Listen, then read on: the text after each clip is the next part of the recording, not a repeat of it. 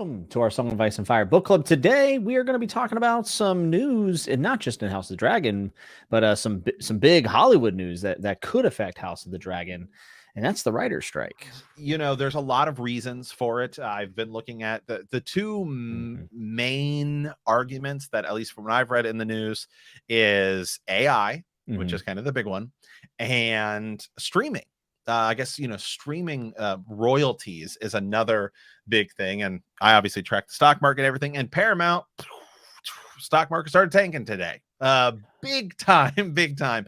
And that's going to be the case with a lot of streaming companies. Netflix, a couple months back, they had a terrible quarter that literally derailed the entire streaming market, right? Like Disney, everybody's stock started tanking because of Netflix. That was like the first time they'd ever posted that their subscriber growth was cutting down. So all these companies are always trying to find more ways to make more money.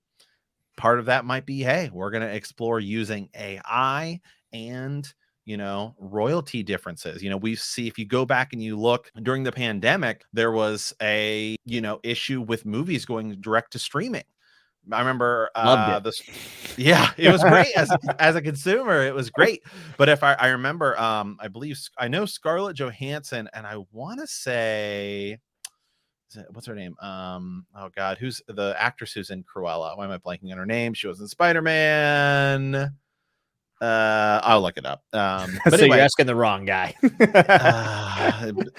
I will look it up here. But anyway, they push back because there's contract rights about movies going to streaming as opposed to being in theaters, and what that does for revenue sharing and things like that. So there's a lot of stuff pushing back on it with this whole streaming business. Yeah. And people want paid because, the top end and some of the producers, they're making hundreds of millions of dollars. And then the writers seem to be stagnating. And the AI issue is definitely a thing that they have to be concerned about. It's probably better to get ahead of it now than to be reactionary in 10 years or something like that. Like, I think a lot of laws will be. I immediately just think of Napster, and people are like, we should probably have a conversation about this music download thing. And then it took, years and years and years for people to figure that out. So yeah, this is pretty big. And let us not forget the last writer strike ruined a show called Dexter. Dexter ruined a lot of shows. It ruined a ton of shows. Dexter and Heroes being the two best examples of this. Heroes was set to be massive. Like, I can't even really put into words how big that show had the potential to be, and it completely killed it. Yeah, Emma Stone was the actress, although Emma Thompson is also in it. So there, I was were somewhat close. I was mixed. I knew it was like Emma something. But anywho, yeah, Heroes. It's sometimes the more I post on TikTok, the more I interact on TikTok, I kind of forget that a lot of the generation that's over there and the generation that might be listening to this, Jimmy, as we get older, even though, I'm only turning 35 this year, sometimes you begin to reference things. It's like the writer's strike, that was over 10 years ago. I know. Right? And I'm still not over it. It's insane to think about. To us, it's like, oh, I remember it exactly. But, hey, a lot of people are like, I don't know what you're talking about. So, yeah, it must have been around 2005 or maybe like 2006, 2007, 2008. Yeah, it was right around that. It was because that was right when I was graduating high school, I remember. But yeah, Heroes season 1, the only thing you could probably compare it to would maybe be like Lost. Like, Lost had a huge, massive season 1. And then, of course, it sort of continued on. But Heroes season 1, Heroes was on pace to be record breaking. Just everyone was so involved. Really one of those first, network television had big shows, but it never really had anything. At least, to me, it felt like this for a season 1. A lot of shows had these, it was always the series finale, which was always the big event. Yeah. Like the Friends series finale and Frasier series finale and Seinfeld, all of these things was always the series finale, which was the thing, but not this. This was, Hero season 1, man. The season 2 well, can you think went of a off show the rails that's out right now that had a fantastic season 1? Maybe had some dragons in it and Patty Constantine. Yeah, House of the Dragon had a great season 1, and we're about to go into season 2.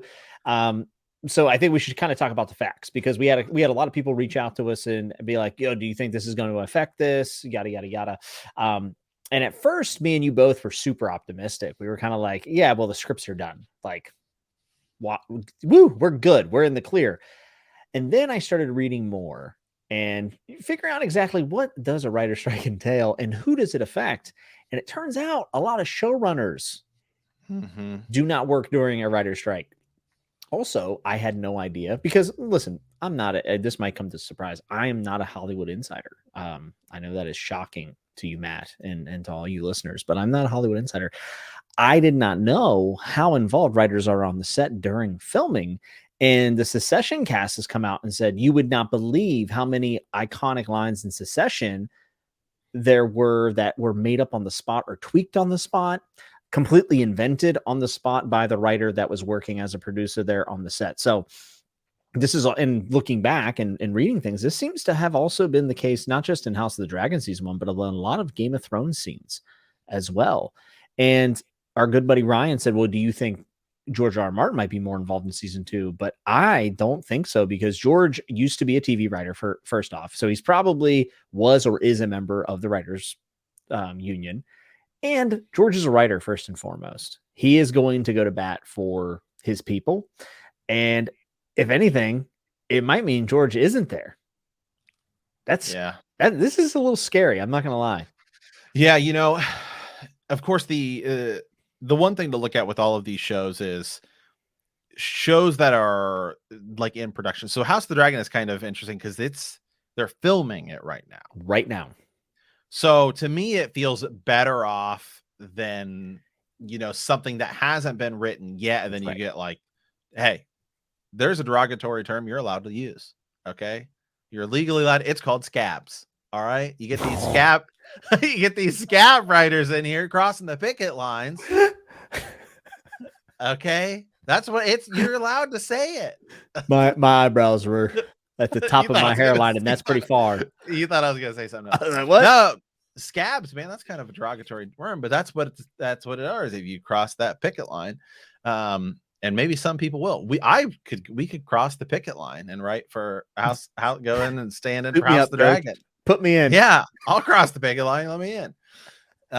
No, but you know, so it's one thing. So say like, you know, House of the Dragon season 3 is probably currently being written right now as they're, you know, working on it. And I know I said Rings of Power, same thing. It's definitely going to be, you know, affected by it. So it's really going to depend show to show. Like late night TV is like off the air right now. Yeah. I mean, like SNL said, nope. There are certain things that are just not going to be happening while this is going on. You are right. We are better off than a lot of the other people who are looking forward to shows. House of the Dragon. The scripts are House done. of the Dragon is filming. Yes. So that's good. But I just want people to be aware that like writers do even more after the scripts are done. So there could be some chinks in the armor, possibly whenever we get season 2. I hope not. I hope it's fine. I hope that the scripts were perfect. I hope that George is on set. Oh my God. Yeah. So yeah, I would imagine.